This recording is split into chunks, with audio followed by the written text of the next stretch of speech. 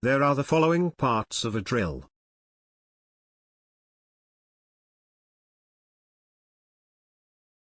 Body point, shank, tang, flutes, land, body clearance, web, neck. The body between the shank and the point of the drill is called the body. The end point of the drill is called point and it is cone-shaped. The driving end of the drill which fits into the drilling machine is called a shank. Tang is a part of the shank that fits into the machine spindle.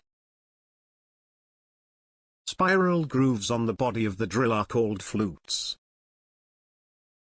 The length of the body across the body between the flutes says land.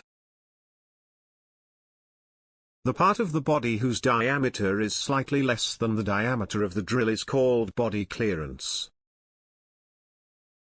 The part separating the two flutes is called the web. The part connecting the shank and the body of the drill is called a neck.